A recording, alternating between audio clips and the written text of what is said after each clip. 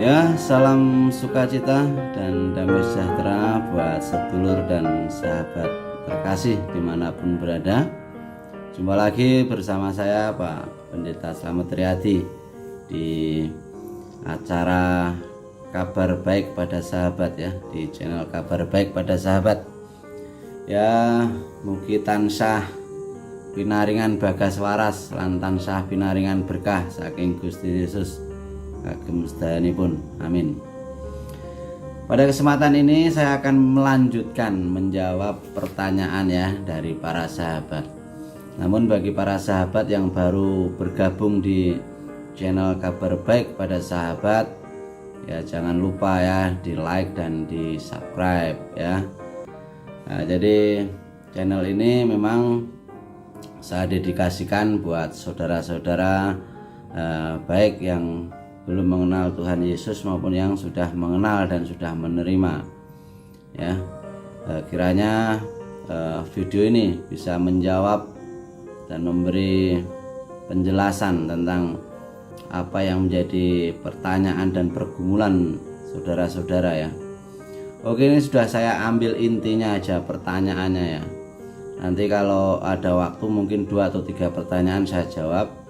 Kita lihat ya, yang pertama ini ya, pertanyaan pertama ini dari saudara muslim. Apakah menaati 5 rukun Islam membuat saya masuk surga ya? Oke, nanti saya jawab. Terus ini ada lagi, bagaimana Pak Pendeta untuk istilahnya itu doa yang bisa menyentuh hati Tuhan?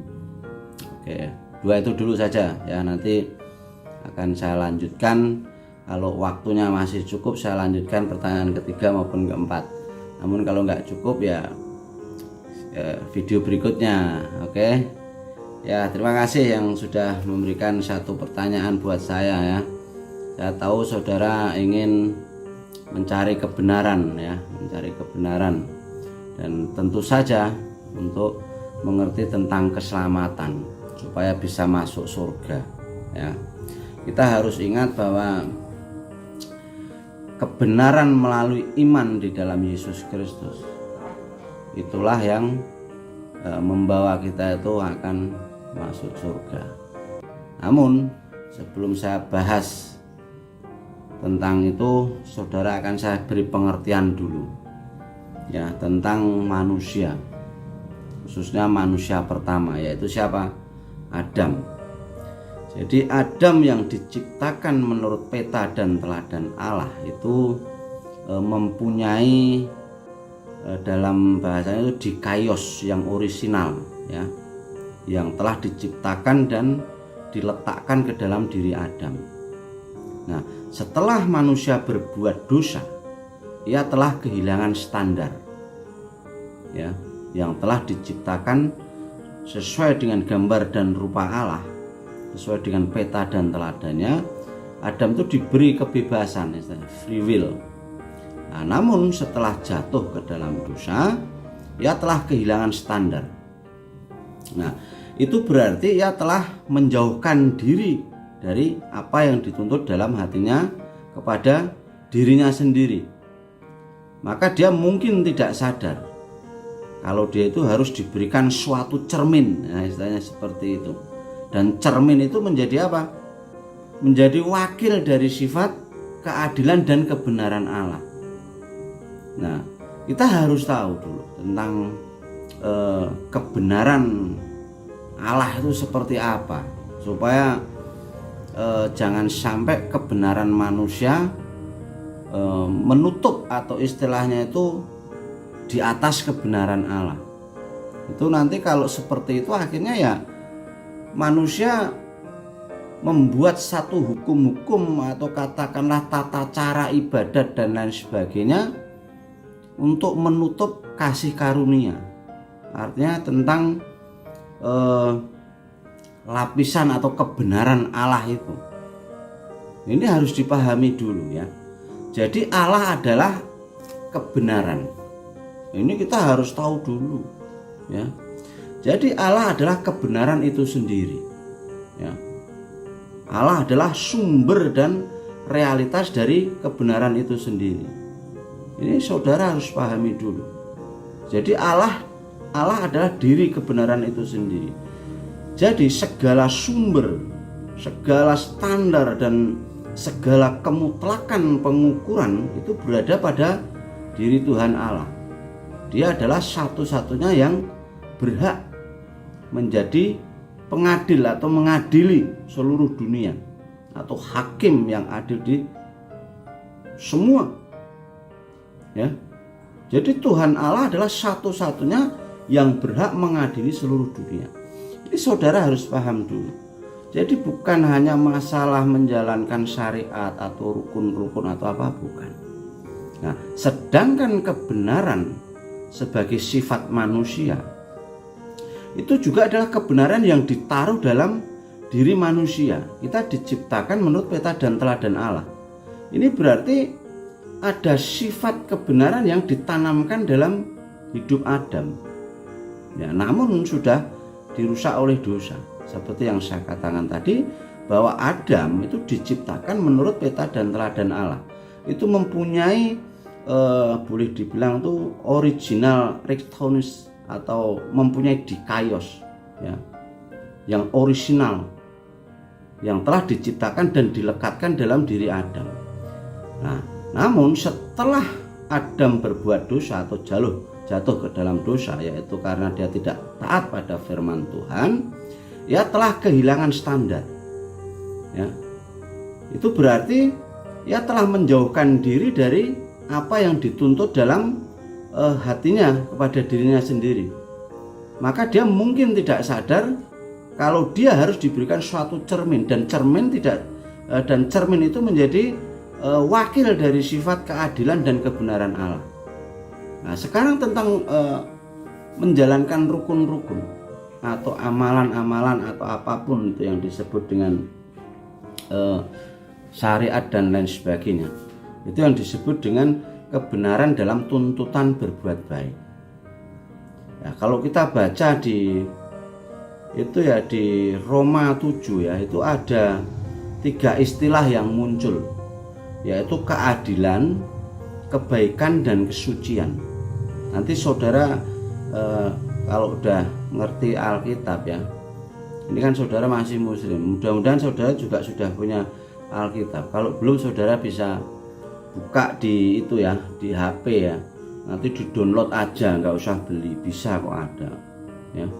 Jadi firman Allah dalam bentuk hukum ya, itu khususnya 10 perintah Allah, itu hukum Taurat, itu menyatakan Allah yang suci ya, Allah yang adil.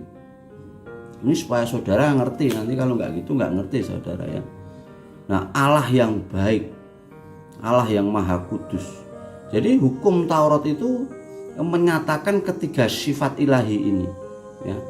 Dan ketiga sifat ilahi ini menjadi suatu cermin pada waktu misalnya saya datang pada Taurat ya.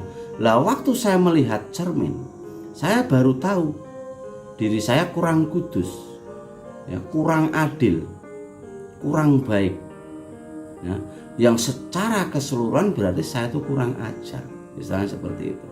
Nah, setelah saya melihat kekudusan Allah, saya baru tahu ya, saya baru tahu bahwa saya tidak bijak. Nah, setelah saya melihat keadilan Allah, saya baru tahu bahwa saya tidak adil. Nah, itulah fungsi Taurat ya. Jadi Taurat itu diberikan supaya kita itu menjadi rendah hati ya.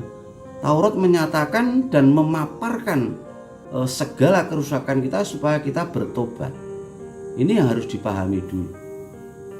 Lah, manusia ya, kebenaran manusia yang tidak sempurna karena sudah jatuh ke dalam dosa, ini juga harus diingat ya.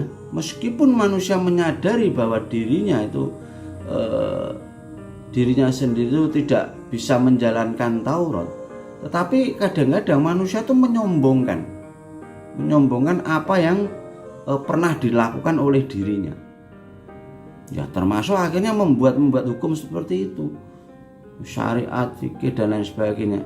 Sama itu dengan hukum Taurat, ibaratnya tentang menjalankan perintah-perintah itu tadi, tapi tanpa menyadari atau tanpa mau mengerti bahwa hukum yang dibuat manusia, khususnya tentang rukun-rukun dan lain sebagainya, itu yang membuatkan manusia yang sudah jatuh ke dalam dosa. Ya. Sekarang kalau saudara pernah baca Alkitab, ya, itu ada yang disebut kebenaran dan keadilan orang Farisi. Jadi kebenaran keadilan orang Farisi itu yang dilakukan oleh orang-orang Farisi pada saat itu berusaha menjalankan Taurat secara harfiah untuk menegakkan kebenaran diri, untuk bisa diperkenan oleh Allah. Itu secara harfiah sama dengan yang saudara-saudara lakukan, ya. Jadi kita harus mengerti itu dulu, ya. Orang Farisi itu kalau saudara tahu, itu berpuasa 2 kali seminggu itu, ya. Juga dibandingkan orang Kristen sekarang, katakanlah, itu kalah jauh dengan orang Farisi, ya. Ya tidak semuanya sih, maksudnya yang orang-orang yang belum mengerti itu, ya.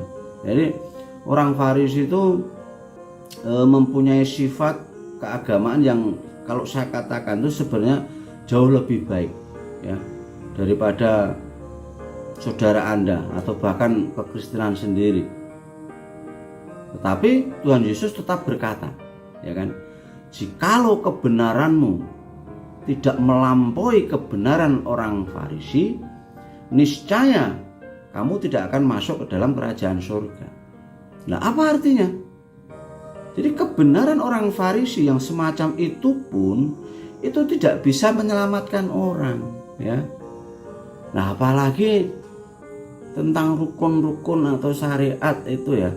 Makanya saudara harus ngerti, harus belajar Alkitab, harus mengerti firman Tuhan yang sebenarnya, Tuhan Allah yang sejati, supaya saudara tidak mengikuti ajaran manusia, tapi mengikuti ajaran Tuhan Allah.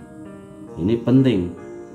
Nah, sekarang kebenaran tentang ini, kebenaran di dalam Kristus, ini saudara supaya tahu, ya. Jadi bagian ini, ya, kebenaran tentang Kristus ini perlu dibahas supaya saudara ngerti. Jadi kebenaran dan keadilan yang ada di dalam Kristus sebagai Adam kedua, itu Allah sendiri sudah menyatakan secara konkret, ya, bagaimana seharusnya manusia itu hidup, yaitu melalui diri Yesus ketika ia hidup di dunia. Jadi sebagai peta teladan yang sejati. Ia menyatakan secara konkret, ya, ia mewujudkan apa itu kebenaran, yaitu kebenaran dan keadilan yang dimanifestasikan melalui inkarnasi Yesus Kristus, yaitu Sang Firman yang menjadi manusia. Ini saudara harus pahami dulu, ya. Jadi waktu hidup di dunia, Tuhan Yesus itu menunjukkan bagaimana hidup yang adil, yang murni, yang suci, jujur, setia, dan tanpa kompromi terhadap dosa. Jadi tegas menghadapi iblis dan segala hal-hal yang jahat, ya. Yesus Kristus menjadi orang yang paling kontroversial, ya, justru karena ia melaksanakan keadilan dan kebenaran Allah secara nyata, ya. Jadi sebagai peta dan teladan yang sejati, ya. Jadi secara nyata, kalau kita melihat dalam sejarahnya, satu-satunya hanya Yesus. Itu luar biasa, ya, supaya saudara paham. Jadi Yesus itulah yang disebut yang benar dan yang benar dari Allah, ya. Jadi maka saya berkata kepada saudara supaya saudara paham. Jadi semua agama, ya, itu mengidamkan kebenaran dan keadilan yang begitu bagus. Makanya sampai membuat hukum-hukum atau syariat-syariat atau rukun-rukun dan lain sebagainya. Namun itu hanya suatu mimpi, suatu konsep, suatu ide belaka, ya. Jadi suatu pikiran manusia, ya. Itu boleh saya katakan tuh hanya idaman yang kosong dalam imajinasi manusia. Namun Yesus Kristus bukan demikian, saudaraku. Ya. Yesus Kristus adalah inkarnasi firman menjadi manusia. Firman menjadi manusia, ingat itu. Ya. Jadi Allah menjadi manusia. Ia sendiri datang menyatakan hidup. Ya. Jadi 100% tidak kompromi dengan dosa. Ini harus dipahami ya. Karena Tuhan Yesus sendiri ya, Yesus Kristus berani memproklamirkan dirinya dengan perkataan yang tegas. Akulah jalan dan kebenaran dan hidup. Tidak seorang pun yang datang pada Bapa kalau tidak melalui aku. Wah, ini luar biasa. Jadi Yesus datang untuk menjadi teladan bagi setiap orang yang percaya kepada Dia dan mengikut Dia ya, sebagai satu-satunya jalan dan satu-satunya kebenaran untuk memperoleh hidup yang kekal, datang kepada Bapa di surga.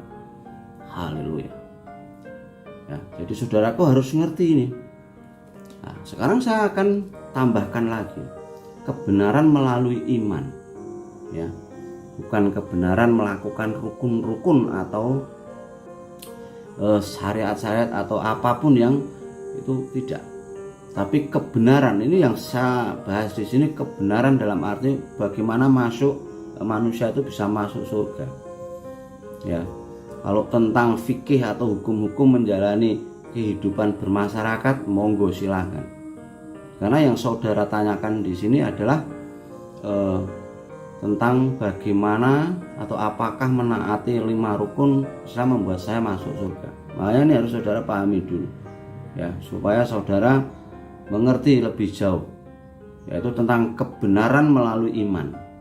Nah, kebenaran yang akan diberikan melalui kematian dan kebangkitan Kristus kepada mereka yang menggabungkan diri di dalam Kristus, yaitu kebenaran oleh iman. Ya, saya ulangi lagi supaya saudara paham. Jadi kebenaran melalui iman itu gini. Jadi kebenaran yang akan diberikan melalui kematian dan kebangkitan Kristus pada mereka yang menggabungkan diri di dalam Kristus, yaitu dibenarkan oleh iman. Jadi dibenarkan melalui iman. Berarti saya yang berdosa sekarang tidak lagi dianggap oleh Allah sebagai orang berdosa. Nah, saya yang berdosa, yang seharusnya diadili ya, dengan keadilan Allah yang Maha Suci, sekarang tidak lagi dihakimi. Tanpa divonis, tidak perlu dihakimi, karena sudah dipindahkan dari status Adam menjadi status en Kristus ya, yaitu di dalam Kristus. Sehingga kebenaran dan keadilan itu sekarang dari Kristus ya, untuk orang-orang yang percaya ya. Itu harus dipahami dulu. Jadi kebenaran dan keadilan itu sekarang dari Kristus ditambahkan kepada saya, juga kepada saudara yang mau menerimanya ya. Jadi diberikan pada saya, pada saudara yang percaya dan menerima Yesus Kristus sebagai Tuhan dan Juru Selamat.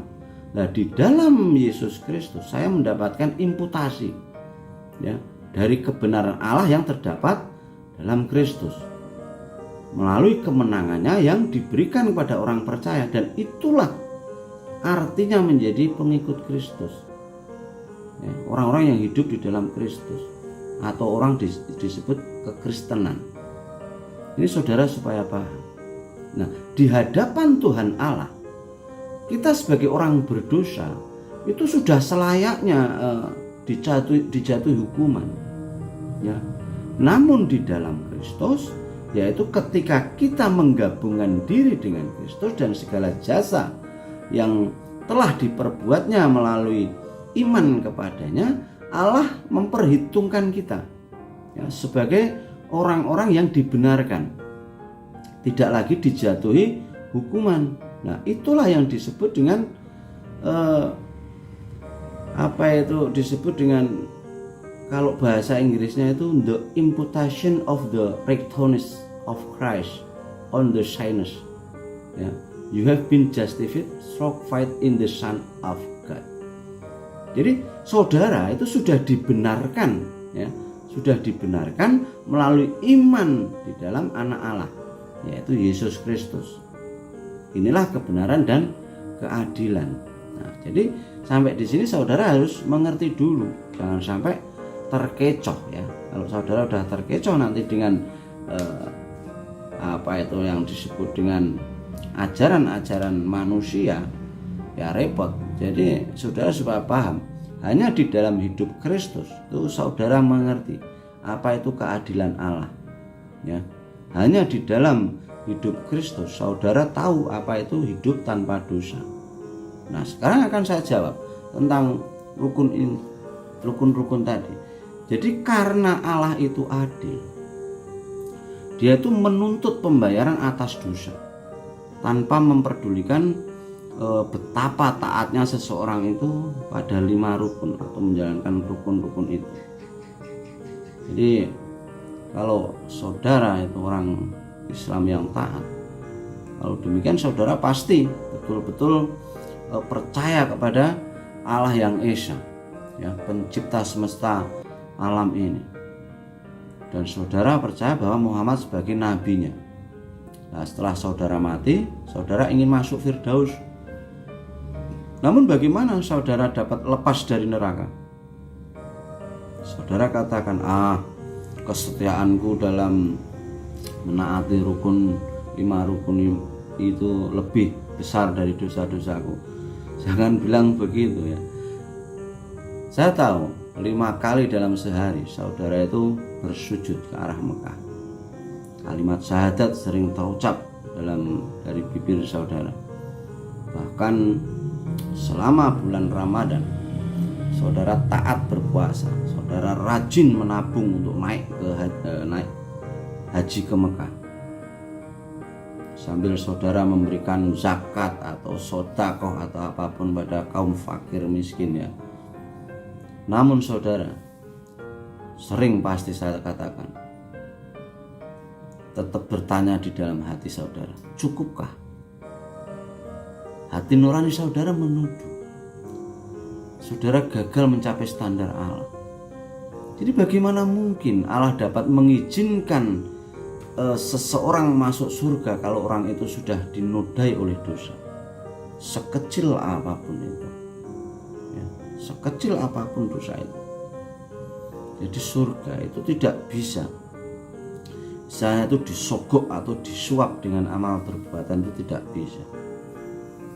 Nah, kalau orang-orang yang sudah mengenal Tuhan, yang sudah menerima Yesus sebagai Tuhan dan Juru Selamat, apa yang dia lakukan, kebaikan yang dia lakukan, itu bukan mengharap pahala atau apa, bukan mudah-mudahan masuk surga, bukan. Tapi itu sebagai ungkapan rasa syukur, ungkapan rasa kasih kita kepada Tuhan, karena Tuhan sudah mengasihi kita. Ya, ingat saudaraku, ya, Allah adalah hakim yang adil. Di dunia sekalipun seorang hakim itu harus, katakan begini, jadi di dunia sekalipun ya, seorang hakim itu harus menghukum dosa. Seorang hakim tidak boleh mengampuni seseorang yang telah mencuri hanya karena si kriminal itu mengaku pergi ke masjid misalnya, atau tiap Jumat selalu sholat Jumat dan berpuasa pada bulan Ramadan. Kalau dosa tidak dihukum, hukum tidak lagi ditegakkan dan Allah tidak lagi dihormati. Ya misalnya nih, orang ini rajin ibadah tiap hari, tapi sering nyolong, ya, sering rasani tonggone, tonggone sholatnya telat dirasani, dibid'ahke, dikafirke, itu udah dosa, ya, itu udah dosa. Apalagi kalau saudara melihat tetangga atau apa yang lagi saudara udah syirik dan lain, itu dosa. Ya, jadi jangan hanya dianggap dosa itu harus hanya yang membunuh, yang selingkuh, yang mabuk-mabukan. Sampean itu ngerasani tonggone sampean, ngerasani elek iki wis dosa. Ya, ini harus dipahami ya. Nah, kita harus sadar di sini ya. Artinya apa? Allah itu adil dan tidak akan membiarkan dosa itu tidak dihukum. Tidak peduli betapa rajinnya seseorang itu mengerjakan 5 rukun atau berapa banyak amal yang telah dilakukannya. Jadi surga itu hanya diperuntukkan bagi mereka yang sama sekali tidak bercacat. Satu dosa telah mengakibatkan manusia pertama jatuh. Bayangkan apa itu yang dilakukan Adam? Hanya melanggar satu perintah. Bayangkan, lah saudara berapa kali yang dilanggar perintah itu? Banyak. Adam itu hanya melanggar satu perintah, nggak boleh makan buah itu, dilanggar. Itu pun atas bujukan iblis. Iblis bujuk si Hawa, atau Hawa bujuk si Adam. Itu aja sudah diusir dari Firdaus kok. Jadi jangan main-main dengan dosa ya. Dosa ini bukan dosa besar seperti perzinahan, pembunuhan ataupun menghujat. Jadi saat makan buah larangan ya, itu ketidaktaatan Adam itu mengenai soal itu ya, itu yang membawa kutukan dosa atas dunia ini. Hanya satu loh, bayangkan ya.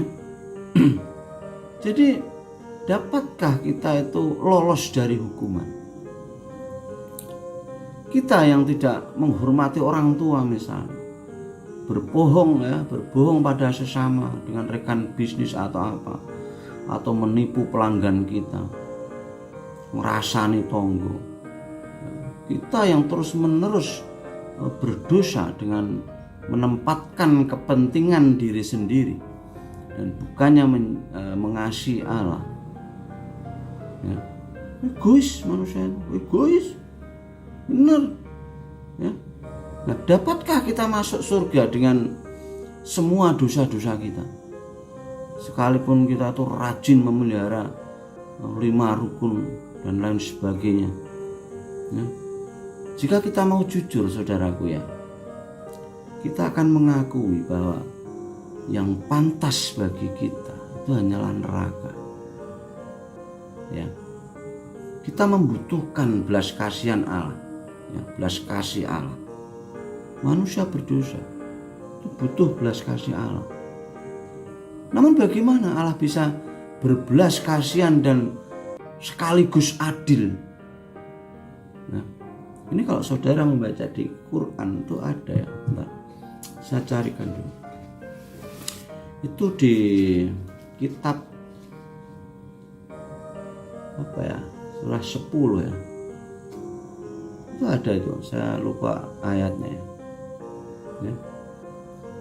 Itu ada ya. Jadi Quran ya, di dalam Al-Quran itu sebenarnya sudah mengasihi saudara untuk mencari jawaban pertanyaan-pertanyaan daripada apa yang saudara khawatirkan itu ada sebenarnya. Itu di dalam surah 10 ayat 94 itu ada. Nanti saudara disuruh mencari jawaban di dalam Alkitab ya.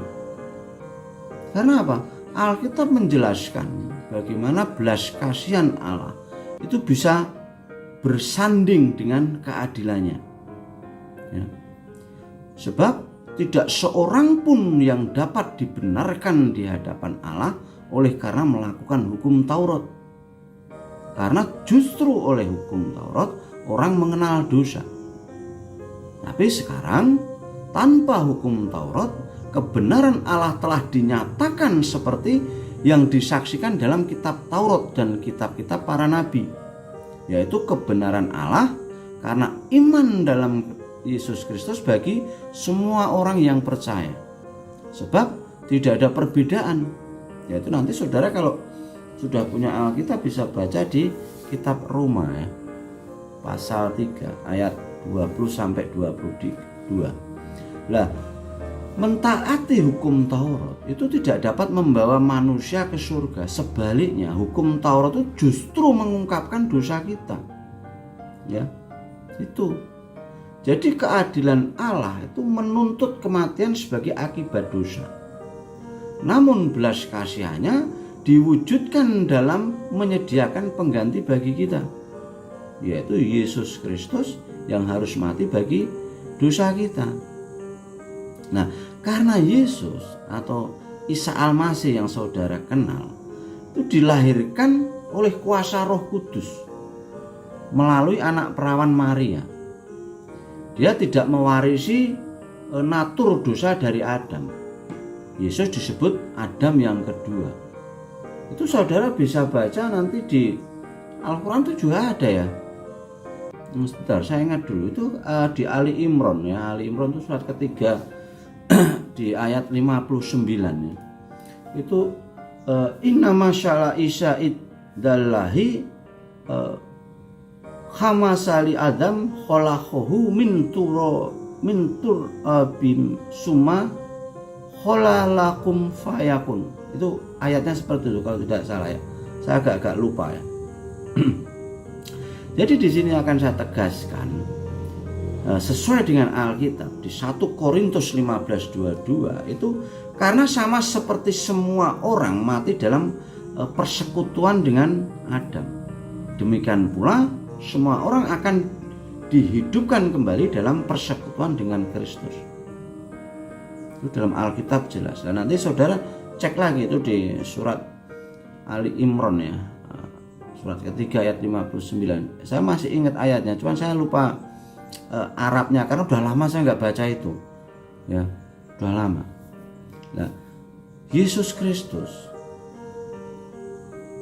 itu sebagai pengganti kita. Pengganti untuk menebus dosa-dosa kita. Jadi ketaatan Adam itu telah membawa kutukan dosa ke dalam dunia. Sementara Yesus Kristus yang sempurna itu telah membawa harapan bagi umat manusia. Untuk apa? Untuk bisa masuk ke dalam Firdaus. Ya. Dia rela mati di salib bagi kita semua yang percaya kepadanya. Ya. Demi membayar hukuman dosa, ya. Membayar hukuman ya atas dosa manusia. Allah membuktikan bahwa pengorbanan itu telah mengalahkan dosa dengan jalan membangkitkan Yesus dari antara orang mati. Jadi dia menyelamatkan itu bukan hanya untuk 1-2 orang, bukan. Jadi dia menyelamatkan semua yang berbalik dari dosa dan percaya kepadanya. Ya, bukan karena perbuatan baik yang dilakukan seseorang atau manusia, bukan. Ya, supaya saudara memahami sampai di sini. Nah, setelah dosa dikalahkan, barulah kita dapat memiliki relasi dengan Allah, bisa masuk ke surga. Karena semua orang telah berbuat dosa dan telah kehilangan kemuliaan Allah, dan oleh kasih karunia telah dibenarkan dengan cuma-cuma karena penebusan dalam Kristus Yesus. Kristus Yesus telah ditentukan Allah menjadi jalan perdamaian karena iman dalam darahnya. Hal ini dibuatnya untuk menunjukkan keadilannya, karena ia telah membiarkan dosa-dosa yang telah terjadi dahulu pada masa kesabarannya. Maksudnya ialah untuk menunjukkan keadilannya pada masa ini, supaya nyata bahwa ia benar dan juga membenarkan orang yang percaya kepada Yesus. Jadi demikian, apakah dasarnya untuk bermegah? Tidak ada. Berdasarkan apa? Berdasarkan perbuatan? Tidak. Melainkan berdasarkan iman. Karena kami yakin bahwa manusia dibenarkan karena iman dan bukan karena ia melakukan hukum Taurat. Atau adakah Allah hanya Allah orang Yahudi saja? Bukankah ia juga adalah Allah bangsa-bangsa lain? Ya, benar. Ia juga adalah Allah bangsa-bangsa lain. Artinya, kalau ada satu Allah yang akan membenarkan baik orang-orang bersunat karena iman maupun orang-orang tak bersunat juga karena iman. Atau adakah Allah hanya Allah yang Allah orang Yahudi saja? Bukankah ia juga adalah Allah bangsa-bangsa lain? Ya, benar.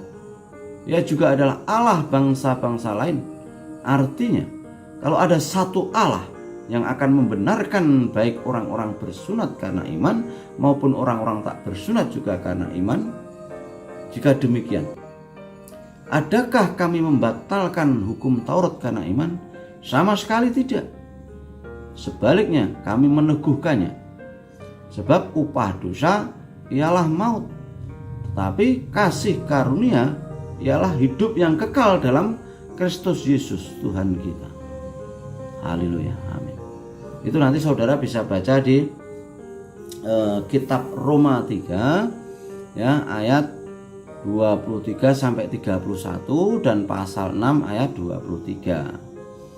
Nah, untuk menerima anugerah hidup kekal dari Allah, maka saudara harus percaya Yesus sebagai Tuhan dan Juru Selamat saudara yang telah disalibkan dan di atas kayu salib itu untuk menebus dosa saudara, dosa-dosa kita umat manusia, dan mengikuti Dia sebagai Allah yang telah bangkit dari kematian.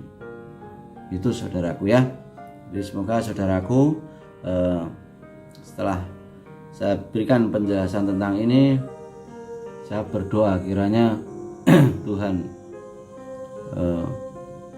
Roh Kudus menjamah hati saudara, saudara bisa mengenal siapa itu Yesus Kristus, Tuhan Allah yang sejati, Tuhan dan Juru Selamat.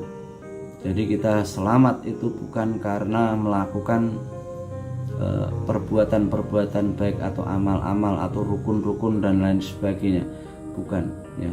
Keselamatan kita itu oleh karena iman kita kepada Yesus Kristus ya. Karena hanya Dialah satu-satunya jalan, satu-satunya kebenaran, dan satu-satunya hidup ya. Untuk hidup di dalam kekekalan kita harus melalui Tuhan Yesus Kristus. Makanya Yesus Kristus mengatakan, "Akulah jalan dan kebenaran dan hidup. Tidak ada seorang pun yang datang pada Bapa kalau tidak melalui aku." Jadi hanya melalui Yesus Kristus orang bisa datang ke kerajaan Allah. Oke saudaraku, semoga dengan jawaban ini membuka hati saudara dan Roh Kudus pimpin menuju kebenaran yang hakiki, kebenaran yang sejati. Saudara bisa menemukan jalan keselamatan, bisa mencapai atau masuk ke Firdaus melalui Yesus Kristus. Haleluya, amin.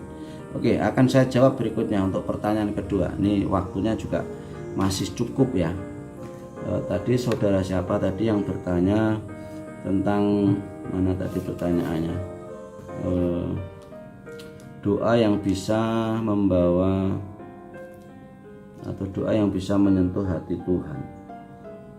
Oke saudaraku yang terkasih, jadi doa yang bisa menyentuh hati Tuhan. Memang ya, kita sebagai anak-anak Tuhan kadang-kadang masih ada sedikit katakanlah keraguan apakah doa kita itu menyentuh hati Tuhan atau tidak, diterima atau tidak, kadang seperti itu. Oke, jadi sebelum saya jawab ini saudara ya, kalau udah dengar ini video saya ini, lihat ini, saudara bisa buka di Injil Markus ya, pasal 5 ayat 21 dan seterusnya ya. Oke, jadi dalam Injil Markus pasal 5 ayat 21 ini khususnya ya, penulis Injil Markus menulis sesudah Yesus menyeberangi ya, sesudah Yesus menyeberang lagi dengan perahu, itu orang banyak berbondong-bondong datang lalu mengerumuni Dia sedang Ia berada di tepi danau. Nah, saudaraku yang terkasih, orang banyak berbondong-bondong lalu datang mengerumuni Dia. Ada pertanyaan yang muncul, kenapa orang banyak itu berbondong-bondong mencari Tuhan Yesus? Jadi banyak motivasi yang ada dalam setiap orang dalam rombongan itu. Jadi niatnya atau innamal a'malu biniatnya. Ini supaya saudara nanti ketemu jawabannya mengerti ya. Nah, oke, jadi mari kita perhatikan dulu. Saudara sambil bawa itu ya Alkitab ya, buka di Roma itu tadi ya, di kitab Roma pasal 5 ya ayat 21. Ini saya juga sambil melihat di dalam Alkitab. Mari kita perhatikan apakah mereka semua bisa menyentuh hati Tuhan Yesus. Ternyata tidak. Hanya ada 2 orang kalau kita perhatikan ya.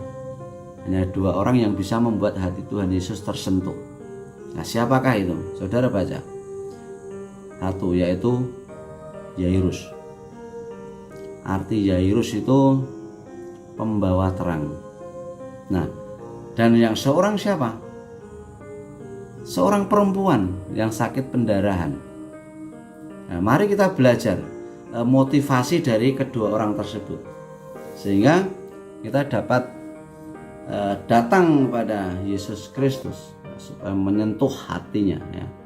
Bagaimana sikap dan motivasi hidup kita sehingga bisa menyentuh hati Tuhan, ya, ketika kita itu datang padanya atau berdoa padanya. Ini kalau kita perhatikan, ya, khususnya di ayat 22, ya. Jadi hidup dalam kerendahan hati ini penting, ya, atau istilahnya itu tersungkur di hadapan Tuhan. Itu saudara bisa lihat di ayat 22. Jadi apa yang membuat Yairus bisa mempunyai sikap tersungkur atau merendahkan hati di hadapan Tuhan? Sekalipun kalau kita tahu, ya, Yairus itu sebagai orang yang terpandang, terhormat, disegani, dan mempunyai jabatan dan kedudukan tinggi dalam kalangan bangsa Yahudi. Ya, jawabannya adalah karena Yairus mempunyai persoalan dan masalah, karena anak perempuannya sakit dan hampir mati. Nah, ketika kita mempunyai masalah, satu-satunya yang kita perlukan adalah jalan keluar atau solusi. Nah, Yairus tahu bahwa solusi itu hanya ada di dalam Yesus Kristus. Nah, Yairus datang dengan motivasi dan sikap rendah hati, yaitu tersungkur di hadapan Tuhan Yesus, ya. Nah, Tuhan merespon dan datang menemui anak perempuan Yairus. Saat itu juga langsung direspon, dan saat itu juga anak itu sembuh. Nah, Yairus tahu bahwa Tuhan Yesus bersama-sama dalam hidupnya, karena tanpa Tuhan dalam hidup kita semuanya sia-sia, ya saudaraku, ya. Jadi hidup dalam iman dan pengharapan hanya pada Tuhan. Itu saudara nanti lihat di ayat 33 sampai 34. Nah, ketika mendengar akan berita tentang Tuhan Yesus, ya, itu ada wanita yang mengalami penderitaan dan sakit penyakit pendarahan. Itu sampai mengerikan. Kalau kita baca ayat itu tahu, ya, itu membutuhkan jalan keluar, yaitu kesembuhan. Dan wanita itu tahu jalan keluar itu hanya ada di dalam Yesus Kristus, karena Yesus sebagai satu-satunya solusi bagi penyakitnya. Padahal wanita itu udah jalan aja sampai sambil ngesot istilahnya kalau orang Jawa itu. Padahal saat itu banyak orang. Jadi ada sikap yang luar biasa dilakukan oleh wanita tersebut, sehingga dapat menyentuh hati Tuhan. Nah, iman, percaya, dan pengharapan dalam Tuhan dari wanita itu atau dari wanita tersebut itu menyentuh hati Tuhan Yesus, ya, sehingga belas kasihan Tuhan turun atas kita. Jadi Alkitab katakan bahwa ada tenaga yang keluar dari diri Yesus sebagai berikut. Ini saya bacakan ayatnya, ya. Pada ketika itu juga Yesus mengetahui bahwa ada tenaga yang keluar dari dirinya. Lalu ia berpaling di tengah orang banyak dan bertanya, "Siapa yang menjamah jubahku?" Itu di Markus pasal 5 ayat 30, ya. Nah, iman akan membuat Tuhan berkenan akan masalah kita. Ya, ketika ada iman, maka kita akan menyentuh hati Tuhan. Maka kita akan mendapatkan kesembuhan, ya. Dan bukan hanya itu saja, tetapi ada bonus lain, yaitu apa? Keselamatan kekal. Itu yang lebih penting, ya. Melalui iman pada Yesus Kristus kita mendapat keselamatan kekal. Nah, yang ketiga, kalau kita baca ayat di 22 sampai 23, itu hidup harus berani mempertaruhkan reputasi di hadapan Tuhan. Jadi Tuhan selalu memperhatikan dan membuat setiap kita yang datang kepadanya itu akan diberkati, ya, diberi jalan keluar dari masalah dan pergumulan. Tetapi kita ingat, Tuhan selalu menginginkan supaya jangan takut dan percaya saja, ya. Jangan takut dan percaya saja pada Tuhan, ya. Jadi maksudnya Tetapi kita harus ingat bahwa Tuhan selalu menginginkan supaya jangan takut dan percaya saja kepada Tuhan. Jadi ketika setiap orang percaya kepada Tuhan Yesus, itu artinya Tuhan Yesus menyertai hidup kita kemanapun dan apapun keberadaan kita. Jadi cara Tuhan melihat masalah itu berbeda dengan cara kita melihat masalah kita. Ya, ketika Yairus melihat bahwa anaknya sudah mati, sepertinya tidak ada pengharapan lagi. Tetapi Tuhan Yesus melihat bahwa anak Yairus itu tidur. Nah, apa yang terjadi dalam hidup kita selama Tuhan Yesus bersama dengan kita? Akan ada jalan keluar seperti Yairus. Maka kalau kita melihat ayat itu, Tuhan Yesus lalu dipegangnya tangan anak itu. Katanya talitakum, yang berarti hai anak, aku berkata kepadamu, bangunlah. Talitakum itu ayat 41. Nah, mari kita kembali ingat akan kebaikan Tuhan. Nah, kapan ketika kita datang pada Tuhan dan hati Tuhan tersentuh sehingga Tuhan merespon keberadaan kita? Tuhan mau bersama-sama dengan kita. Maka ada jalan keluar dari setiap persoalan dan masalah kita. Kesembuhan, kelepasan, kemenangan ya, yang menjadi bagian hidup kita. Ketika kita hidup dalam kerendahan hati ya, hidup memiliki iman percaya kepada Tuhan dan berani mempertaruhkan reputasi kita di hadapan Tuhan. Jadi saudaraku yang terkasih, seperti saudara tanyakan, doa yang bisa menyentuh hati Tuhan, doa yang bisa menyentuh hati Tuhan, ya Anda harus merendahkan hati saudara, ya Anda harus benar-benar ada iman, seperti contoh dalam ayat ini tadi ya, yang kita bahas, Yairus dan perempuan yang mengalami pendarahan. Ya saudaraku ya, itu aja dari saya, jawaban dari saya.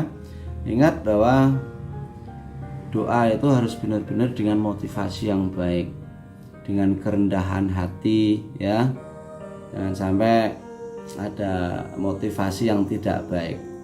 Maka kalau doa kita itu udah ada motivasi yang kurang baik, ada keinginan kedagingan, ya kadang-kadang Tuhan tidak mau jawab. Dan satu lagi, saat kita berdoa ya jangan lupa, biarlah rencana dan kehendak Tuhan yang terjadi atas hidup kita. Karena rencana dan kehendak Tuhan itulah yang terindah, yang terbaik bagi kita. Itu aja saudaraku yang terkasih. Terima kasih. Saya cukup sekian dulu video saya untuk kali ini. Nah, nanti yang belum terjawab saya lanjutkan di video berikutnya. Ini karena sudah agak mulai malam ya, jadi saya tadi pulang kerja, karena dari pelayanan langsung menjawab pertanyaan dari saudara-saudara. Oke, terima kasih saudaraku yang terkasih. Tetap semangat, jaga kesehatan dan selalu mengandalkan Tuhan. Ya, Tuhan Yesus memberkati kita semua di dalam kasih karunia-Nya. Dan salam sukacita dan damai sejahtera selalu buat semuanya. Tuhan Yesus memberkati.